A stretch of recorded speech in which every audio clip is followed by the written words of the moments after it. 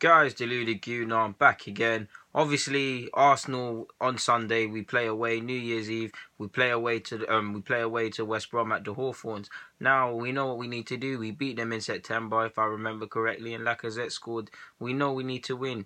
Like Palace that we in our last fixture, this ground has dark memories. If you remember last year, Claudia Jakob doing stepovers or whatever, fans saying they want you to stay. It was a joke and it was a dark memory. On top of that, suddenly I've just had a flashback. I know it's not under Pulis anymore, but set pieces, please. I still have flashbacks of Oxlade-Chamberlain. I know he's not here anymore, and Aaron Ramsey not picking up at set pieces. So I know Pulis ain't there, but that team must still have them sort of routines and them things stored. So we need to quickly just pay attention to that. So yeah, we were bullied off the park last year, and it was dark memories, and we have a chance to put that right. We know we need to take 3 points. It's 19th, them West Brom. And us, obviously, we're sixth. We win on Sunday. We've put ourselves in a good position going into the Chelsea game because we don't know how that's gonna pan out. And if you're a pessimistic Arsenal fan like myself on a general basis, you don't think we're gonna take 3 points. Of course, I'd love to be wrong on that matter, but yeah, we need to win. They need to pick up 3 points. So yes, we're not in May, but they really need to start getting points, or they are really at risk of going down. There's a lot of teams that could go down. They're one of them. They've been in poor form. They at the time of writing this, I'm getting the info. I believe 20 games were played. They sit 19th, playing 20 games, 15 points. Now that's not the best. They've won only. I remember seeing it. I thought I got the wrong stats. They've only won twice all season, only scoring 14 goals. Rondon's their top goal scorer with 3. So this is a side where if we ship a few, we don't need to worry about them scoring more. But having said that, it would be like Arsenal for Rondon to find his feet, bag a hat trick, for everybody to turn into a free-throwing side. So yeah, we've got to take it with a pinch of salt. Also, Pardew, we know Pardew don't like us already. Don't like us already. So maybe he transmits that to his players and makes them ridiculously up for it. On top of it being an Arsenal game and a typical connotation with Arsenal in that, yeah, these sides expect to lose to us, but if they do their jobs and concentrate and see where it takes them, they have a good chance of getting 3 points out of Arsenal. More so than the other top 5 clubs that are part of the top 6. They've got 9 losses. Similar to Palace, I do expect them to pack the midfield. I mean, wouldn't you in the same logic? They can't ball us player for player. They can't match us balling wise. So what would you do? If you can't outplay someone, what can you do? Logically speaking, I'll give you a chance. You outwork them. So with that being said, maybe they put an extra man in midfield. I know they've got Jakob, they've got Livermore, and they've got all of them other players. West Brom fans know more so than me. So you to work us, to limit the spaces, like today, have to frustrate us, to have man behind. And if they are going to give away goals, it's because of them not switching on at set pieces and being switched on and clearing lines and all that basic defending stuff that goes into it.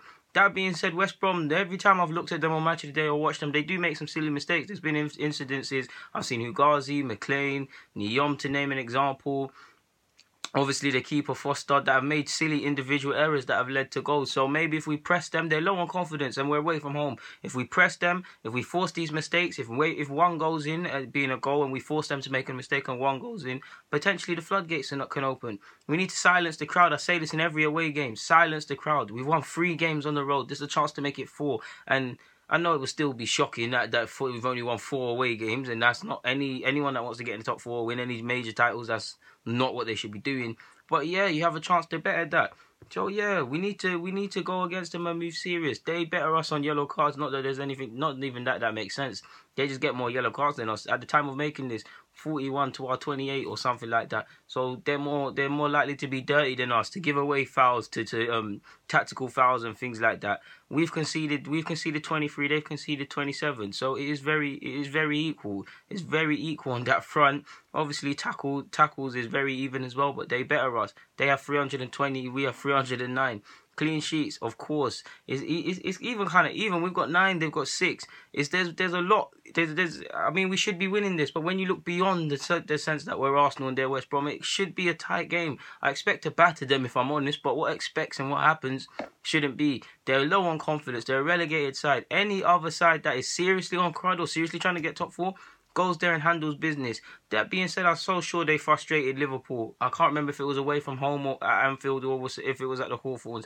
Either way, they frustrated a big side. So yeah, they make 420 crosses compared to our 200 odds. So they're gonna put a lot of balls in the air. So we're gonna need to be resolute and be sensible in the air and fix up from crosses and make sure we clear our lines properly. That being said, obviously, you saw three at the back work against Palace. There's scope, and I'm pretty sure Wenger will keep it at three at the back again. Chambers doesn't necessarily deserve to lose his space and things like that. But I'd actually go back to 4-3-3, to be honest. I like just playing with four defenders, to be honest with you. If we move to three, if we stay three at the back, then obviously Chambers can play. Sadly, he's going to have to be a casualty if we don't. I'll go with 4-3-3, which is mine. Like I said, we'll probably start the exact same players we started against Palace. But for me, check in goal. Maitland-Niles at right back, Kohler at left back, which won't happen again because he says this offensive stuff with four at the back. So it could very well be Maitland-Niles on the left and Bellerin retaining space.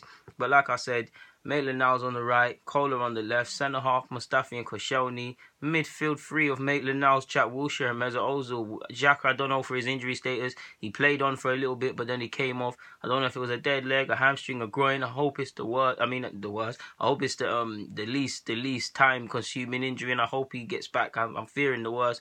So yeah. I don't want to say we've been quite lucky with injuries, but we've definitely had an easier ride with injuries than we've had in a couple of years. And now if he's out, that's Ramsey out.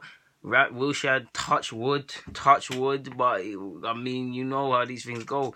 So yeah, Maitland-Niles, Jack Wilshere for me because of how he's been playing. Mesut Ozil, again, he's been in great form.